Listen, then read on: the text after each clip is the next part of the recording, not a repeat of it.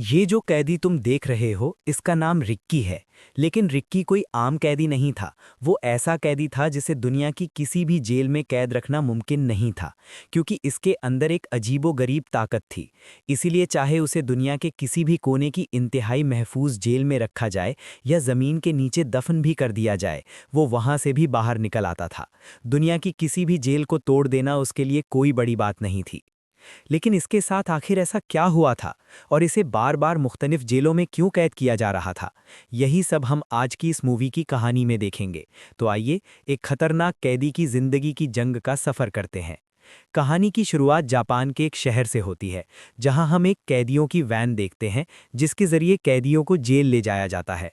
इस बार ये वैन सीधी जापान की एक जेल पहुंचती है, जो जापान की सबसे खतरनाक जेलों में से एक थी, क्योंकि यहां जापान के सबसे खौफनाक कैदी रखे जाते थे। आज इस वैन के जरिए कुछ नए कैदी यहां लाए गए थे, जिनमें एक नौजवान कैदी भी था जिसका नाम रिक्की था। रिक्की को 10 साल की सज़ा सुनाई गई थी, क्योंकि कुछ दिन पहले उसने एक आदमी को बेरहमी से कत्ल कर दिया था। लेकिन उसने ऐसा क्यों किया, ये हमें आगे चलकर मालूम होगा। चूंकि उसकी उम्र अभी कम थी, इसीलिए उसकी सज़ा कम करके 10 साल कर दी गई थी। फिर रिक्की को एक मेटल डिटेक्टर के पास खड़ा किया गया और चेक किया गया कि उसके पास कोई धाती चीज़ तो नहीं है, लेकिन मशीन बार बार ये दिखा रही थी कि उसके जिस्म में मेटल मौजूद है। पुलिस ने काफ़ी देर तक उसकी तलाशी ली, लेकिन उसके पास से कुछ भी नहीं मिला। इस पर सबको शक हुआ कि शायद रिक्की ने अपने जिस्म के अंदर कोई हथियार छुपा रखा है। इसीलिए उसे मज़ीद अच्छी तरह चेक करने के लिए एक खास एक्सरे मशीन में डाला गया। जब उसके पूरे जिस्म का स्कैन किया गया तो पता चला कि उसके जिस्म के मुख्तलिफ हिस्सों में कई गोलियां फंसी हुई हैं, और वही गोलियां मशीन में डिटेक्ट हो रही थीं।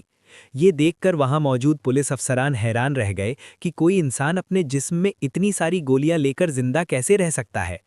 इसी दौरान दो अफसर रिक्की से कहते हैं कि वो एक डॉक्टर को बुलाएंगे और उसके जिस्म से सारी गोलियां निकलवा देंगे। लेकिन रिक्की उन्हें बताता है कि इस सब की कोई ज़रूरत नहीं, वो बिल्कुल ठीक है। गोलियां तो उसके जिस्म के लिए दवा जैसी हैं, उसे उनसे कोई फ़र्क नहीं पड़ता। ये सुनकर अफसरान मज़ीद हैरान हो जाते हैं। इसके बाद तमाम नए कैदियों को एक सेल में ले जाया जाता है। अब हमें पूरी जेल दिखाई जाती है। ये जेल तकरीबन 4 हिस्सों में बटी हुई थी, और इन चारों हिस्सों पर 4 अलग अलग कैदियों का राज था। इन चारों कैदियों को मिलाकर द गैंग ऑफ 4 कहा जाता था। ये सब बहुत बड़े बड़े गैंग लीडर थे, और इन्हें जेल के वार्डन की मुकम्मल इजाज़त थी। यानी अगर वो कोई गलत काम भी करते तो वार्डन उन्हें कुछ नहीं कहता, क्योंकि वो सब बड़े माफिया थे।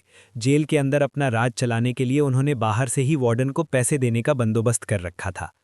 अगले दिन जब सब कैदी अपने अपने कामों में मसरूफ थे, तब नॉर्थ सेक्शन का एक कैदी आता है जो इस सेक्शन के गवर्नर का दाया हाथ था। उसका नाम सैम था। सैम और उसके साथी मिलकर माइक नाम के एक बूढ़े